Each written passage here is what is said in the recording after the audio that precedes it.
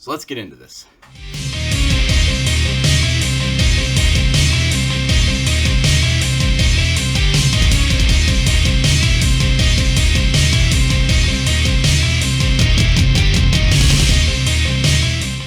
Got my Joker knife here.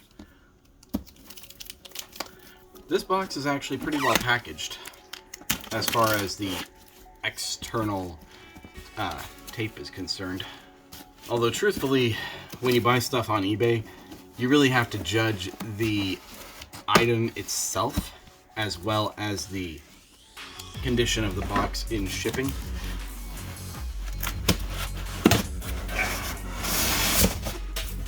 And so far, looks pretty good. So this is what we're looking at here in terms of what's in the box. And so far I see paper, bubble wrap, a good amount of bubble wrap. It's taped. So yeah, I would say that the packaging on this is actually at least average, probably a little bit more. And then, of course, the main attraction all the way at the bottom. I'm going to have to take this off the table to get this out. Oh, man, that's heavy. Yeah.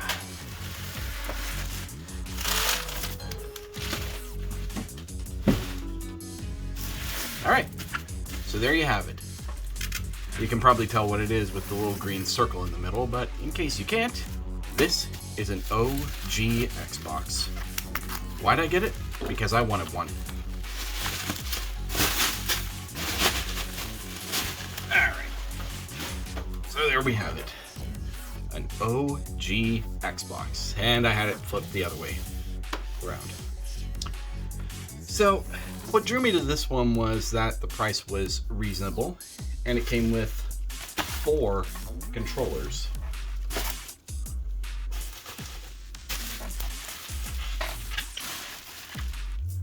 So that's nice. If you look down here, there's this warranty sticker that is clearly aftermarket. So given that this sticker covers up this screw and this sticker covers up that screw, it is extremely likely that someone has been in here before, and it is possible that this particular console is mod shipped. So we're just gonna go ahead and plug this in.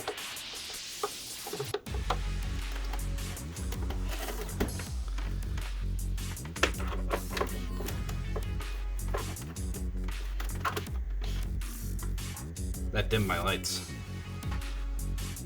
All right. Turns on.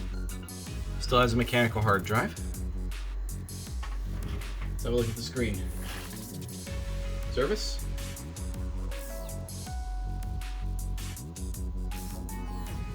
Okay, it's in the wrong color format, but I can change that later.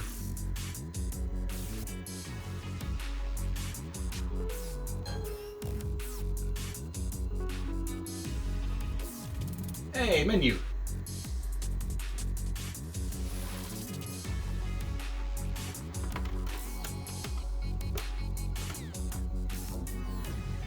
Okay, so it just powers on. It's dropping the sync signal, and I'm not sure why. Well, that's good at least. So it's quiet-ish. I mean, I can hear the hard drive clicking, but compared to the Xbox 360 that I have, this is nothing. This is actually whisper quiet. I can talk over this no problem. Well, unfortunately, this is the only Xbox video cable I have, and for whatever reason, they changed the standard with Xbox 360. I might be able to get like an HDMI adapter or something like that, but I'm not going to worry about that for right now. So I guess for right now, this is as far as I can really take it without opening up a controller anyway. Oh, wow. Let's see if I can't get a little bit better. There you go. Used for $10. Oh, but it didn't come with the end adapter thing, so I'm gonna have to get one of those. Probably more than one, because Microsoft loved using those. Can't recognize the disc. There's a disc in here? Huh. I have Nightfire. I now have a copy of Nightfire. I mean, it's a shame that it's an EA game, which I've vowed never to play another EA game in my life, but hey, that's cool. Okay, well, it's working right now, so that's good. It would appear not to be mod chipped. That's fine. Doesn't have to be. Oh, we have a knockoff. So, let's play Spot the Difference. Yeah, you can see it right away, can't you?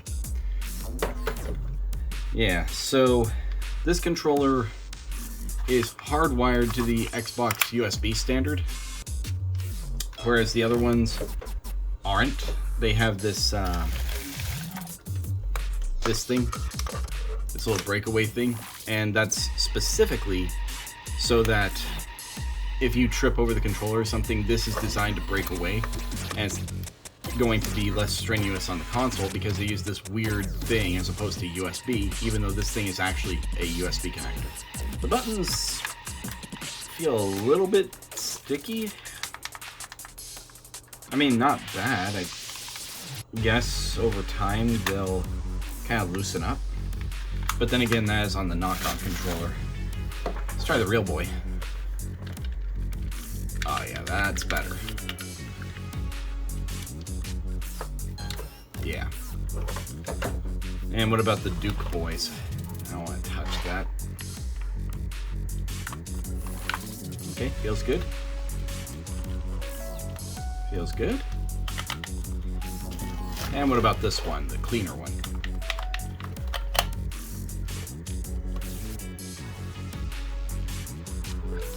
A and B feel weird, but X and Y and white and black feel fine. Back has some stick. There's definitely something inside there that needs to be cleaned out. Oh, and so does the D-pad. You know what that means, right? Someone was eating chips and drinking soda while using the controller. Someone was being MLG. Yeah, this one needs new sticks, definitely, and it needs to be taken apart and have a good clean. Ironically, the one that looks like it's in worse shape with this white stuff on the sticks, I'm not sure what that is, feels much better. And here I was expecting to have a whole big disassembly. But the one thing I do need is another one of these breakaway things for the original Xbox. And my goodness, that's sticky. I'm gonna have to go over this entire thing with alcohol. I should probably wash my hands after touching this. So I think we can safely sum this up as acceptable.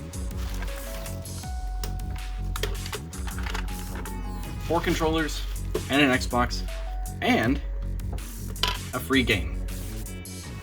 Granted, it's an EA game, but a free game nonetheless. Hey, look what I did. So, as far as I can tell, there's nothing wrong with the Xbox. But so what I did is, I didn't really want to open it up or do any hard modding to it because it seemed to be working just fine. But I wanted to test it. And of course, the only game that it came with was that 007 game, EA, that I refused to play. So I needed something to play, and I also wanted to test the capabilities of this particular machine. So I copied over a game that I had to hand with the sole intention of just seeing how well it ran. Let's see her there. And so this is actually running off the hard drive through a soft mod, very much the same as FMCD or free HD boot would be for PlayStation 2. So yeah, this is actually on the Xbox running from the hard drive, and I can hear the hard drive clicking away. It's not bad, not at all. I don't know how to get back to the menu if you can from within the game, to check the clocks well, not the clocks, the temperature.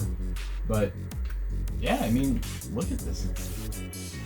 The streaming is keeping up. I haven't seen it have one error where it's LOD models where they shouldn't be. It's keeping up just fine. I'm in a Banshee, one of the faster cars of the game. So yeah, it's working just fine. Yeah, one thing that I'm really not used to is having 2 extra buttons here and then start and select over here. Go back actually. Because I'm used to having those up here, but as you can see on this controller, that spot was taken up by a useless sticker.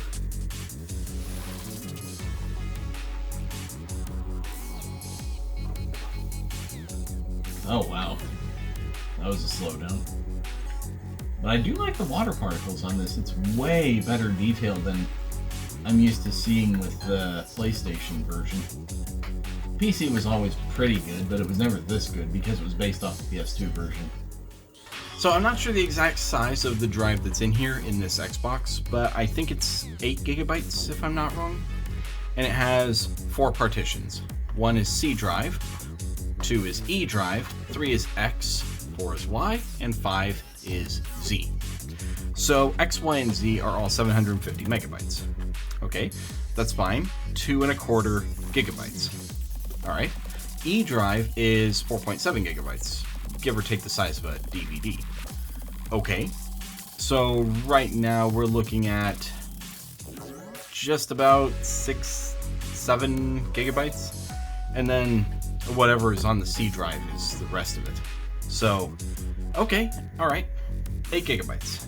I can work with that. So then I thought, okay, what kind of storage medium is the most reliable, gives errors before it dies, and is probably going to be robust for the long haul? So I decided on a micro SD. Now this specific one, you can see right here, is a Samsung 120 Pro Plus, because Pro and Plus are apparently additive to each other. Anyway, you can see down here that it is a U3, A2, and V30. So this card should run circles around this hard drive. And I've tested, not this one specifically, but one like it, in my computer to see about the speed. So for this, I'm just going to plug it directly into this reader here that's going to take the IDE interface and convert it directly into the SD card. And the power is going to just come in here. So, let's get on with that. And now we need to flip this thing over. Oh yeah, it also has something inside there that I want to look at. Much as I don't like to take off these feet, apparently they were completely redundant. Okay. Now I think it's missing this one, and maybe this one. Oh man, that's ruined that. Okay. I'm gonna need something to get this off. I've noticed that some people like to buy dedicated screwdrivers for everything. That's probably the better way of doing things, but I like to have the option to have any screwdriver I want at a moment's notice. Yeah, so it was missing 1 foot, and the guy decided to cover all the rest of them. Brilliant. Okay, so I believe these are supposed to be T20 screws. So let's go ahead and break out the T20. So as you can see right here, I have all the screwdrivers, but the one that I need is, I believe, this one. No, that's a security bit. I don't need a security bit. I need this one. It would have made the Xbox slightly more secure if they would have used security bits, but they didn't. So this is my first time ever opening up an Xbox. Let's see how I go. It's actually backwards from how I thought it was going to be. So let's see about this hard drive first of all. Well, maybe it'd help if I turned it around. That's not nice. Alright, well, looking at it, I cannot tell what size this hard drive is. I've looked over the whole thing, and I cannot tell. All I know is that it's a Western Digital Protege Enhanced IDE drive. But apparently it's so enhanced that all it has is 8 gigabytes on board. That's not very enhanced. Okay, so here's what I'm going to do. I'm going to take the bubble wrap that my board came with, and I'm going to just directly plug this on here. And the power. So it goes like this. And I just want to see if it boots, alright? So, let's do that. Needs to be the other way. Yeah, these feet have got to go. They're all nasty and sticky. Alright. Getting all the right LEDs. And, we're getting a front error. Okay, error 7.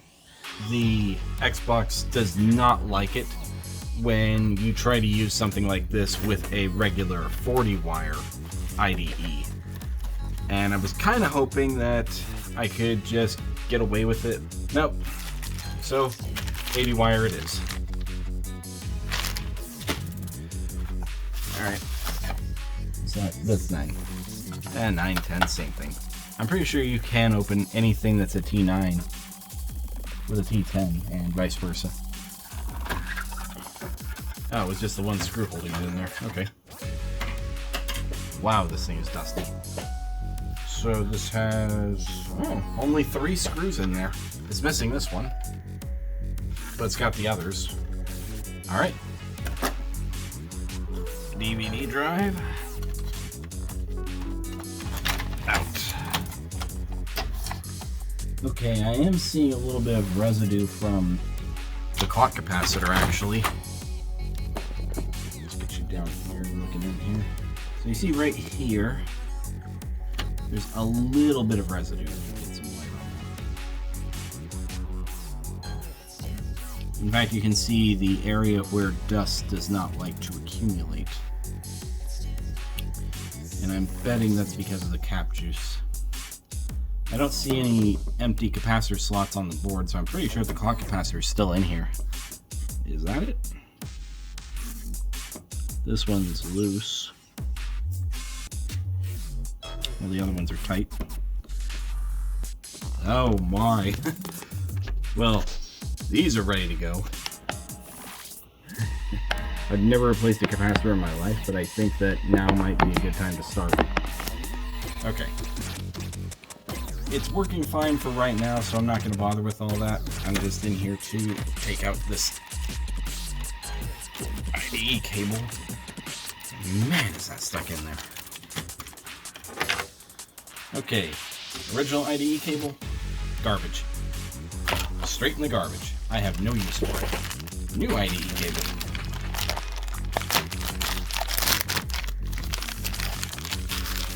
Brand new, never been used, never even been unfolded until now.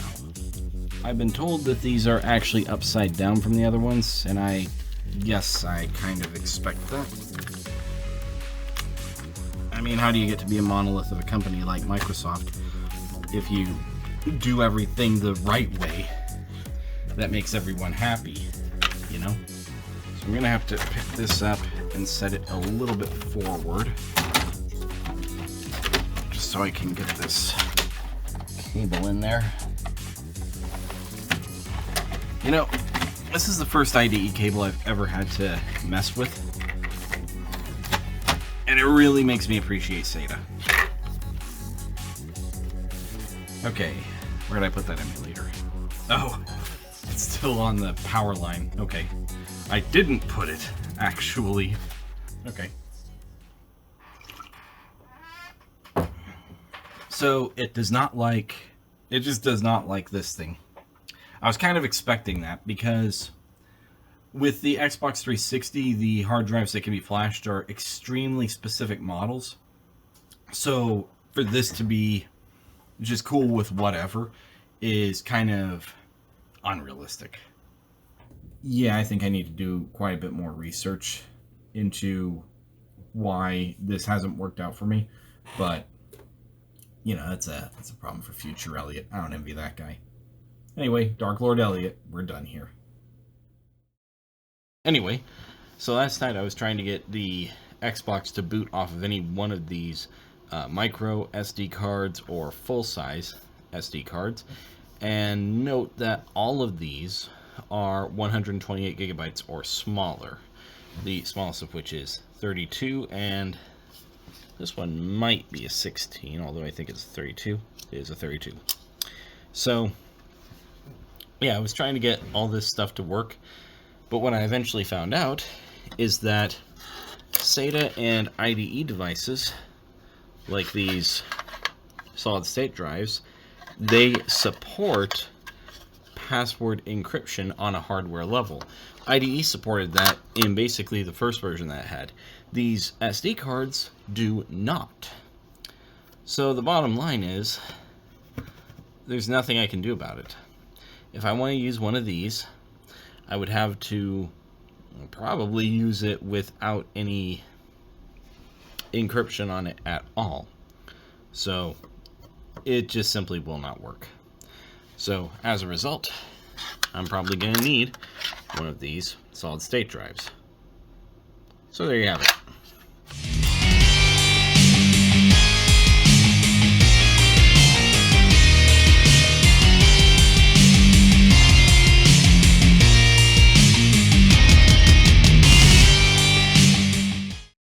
Alright, so have a look at this foot residue here on the desk.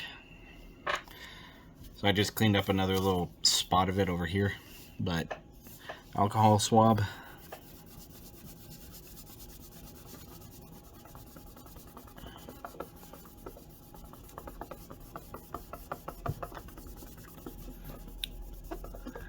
Look at that. Not even 10 seconds later, that's all gone. Alright, so I just did a thing. I found these feet. They're smaller, but they more closely match the color. They don't cover the screw, so I put one of those, let's take that off the stand, on every corner. But yeah, with these on there, it's very slick, very slippery, easy to move around, but I'd actually prefer that because if I got cables plugged in here, then I'd rather the Xbox be moved by the cables than the cables stretched by the Xbox. So, yeah, this is my perspective, of course.